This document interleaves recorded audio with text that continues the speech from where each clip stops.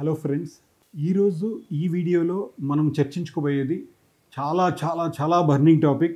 అసలు దానివల్ల చాలామంది ట్రీట్మెంట్సే ఆపుకున్న సందర్భాలు ఎన్నో ఉన్నాయి. ట్రీట్మెంట్ మొదలుపెట్టి డబ్బులు కట్టి మధ్యలో ఆపేసుకొని మొత్తం వాపస్ తీసుకుని వెళ్ళే సందర్భాలు ఎన్నో నేను చూస్తున్నాను.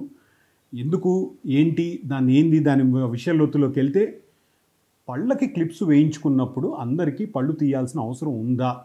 పళ్ళు తీస్తే ఎందుకు తీయాలి? తీయకుండా చేయలేమా? ఇది ఈ వీడియోలో మనం చర్చించుకోబోయేది.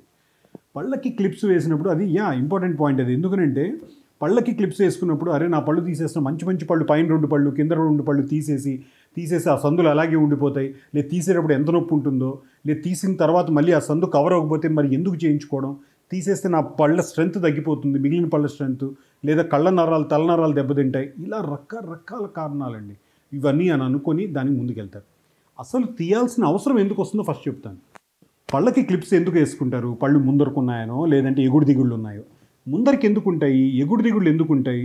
ఒకవేళ ఒక ఎగ్జాంపుల్ చెప్తాను. పై దవడ మొత్తం ఒక 14 సెంటీమీటర్లు ఉంది. వచ్చే పళ్ళన్నీ కూడా మొత్తం 16 పళ్ళన్నీ కూడా వాటి సైజ్ అంతా కూడా 16 సెంటీమీటర్లోనే ఇమడాలి.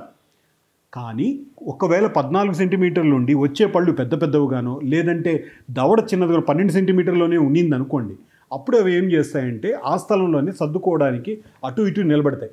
అప్పుడు వాటిని ఏం చేస్తాయంటే అప్పుడు మనకు ఎగుడు దిగుడులు, క్రౌడింగ్ అంటారు వాటిని. అలా కొంతమందికి ఏంటంటే కొన్ని పళ్ళు ఏమవుతాయంటే ఎగుడు దిగుడు కాకుండా అవే ఫ్రమ్ ద జా వచ్చేస్తాయి అనమాట. ఆ లైన్ నుంచి అవే ఫ్రమ్ ద జా వస్తాయి. అప్పుడు మనకు ముందర పళ్ళుగా కనిపిస్తాయి, ఎత్తుపళ్ళుగా.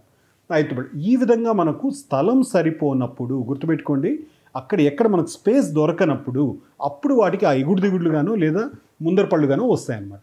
ఆ టైంలో వాటికి ఏం చేస్తారంటే ఆ పళ్ళని వాటిని రిమూవ్ చేస్తారు.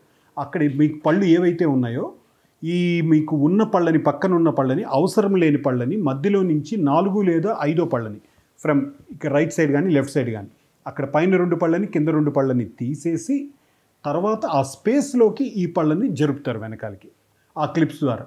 జరిపిన తర్వాత గుర్తుపెట్టుకోండి, ఆ ట్రీట్మెంట్ అయిన తర్వాత ఆ స్పేస్ అనేది మీకు కనపడదు, అక్కడ ఉండదు. చాలామందికి డౌట్ ఏంటంటే పళ్ళు తీసిన తర్వాత క్లిప్స్ వేసిన తర్వాత వాళ్ళు వెనక అయిపోయిన తర్వాత కంపల్సరీ అక్కడ స్పేస్ ఉంటుందని. నో, అక్కడ స్పేస్ ఉండదు. మామూలు ఇంతకుముందు మీకు ఎలా అమరిక ఉందో అలా అమరిక వెళ్ళిపోతుంది. పోతే తీయకుండా ఏమన్నా చేయగలమా? తీయకుండా మీరు చేసినప్పుడు కొంతమందికి ఆ రిజల్ట్ ఏదైతే ఉందో 100% రావాల్సింది 70%, 60% వస్తుంది. అక్కడ వరకు చేసి పేషెంట్ మళ్ళీ అడుగుతాం మీకు దీనికి సరిపోయిందని. సో అప్పుడు దాన్ని బట్టి ఆ పేషెంట్ ఆ డాక్టర్ మ్యూచువల్ డెసిషన్ మీద ఆధారపడుతుంది. కానీ మీకు ఏదైతే అనుమానం ఉందో పళ్ళు తీస్తే ఏమన్నా డ్యామేజ్ అవుతుందో, ఏమీ కాదండి, ఎవరికి ఏం కాదు.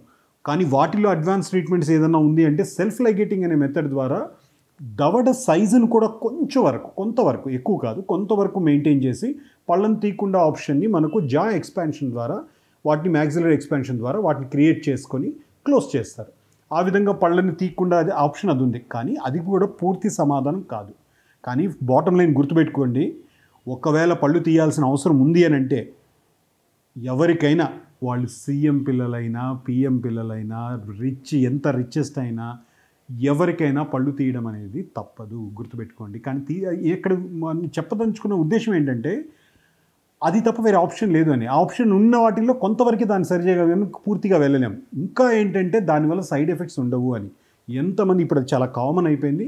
దాని గురించి మీకు ఆ మూఢనమ్మకాలు వదిలేసేయండి. సో మనీతో కాన్సెప్ట్ కాదు, అది పార్ట్ ఆఫ్ ద ట్రీట్మెంట్, అది గుర్తుపెట్టుకోండి. దానివల్ల ఏ సైడ్ ఎఫెక్ట్స్ ఉండవు.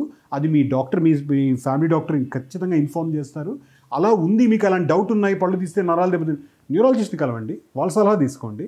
కంటి డాక్టర్ని కలవండి, వాళ్ళ సలహా ఇట్లా మా డాక్టర్ చెప్తున్నారు తీయొచ్చా లేదా అని. తర్వాత మీరు అనుకొని మీరు డెసిషన్ తీసుకొని మీ అందమైన చిరునవ్వుని మిస్ చేసుకోవద్దు.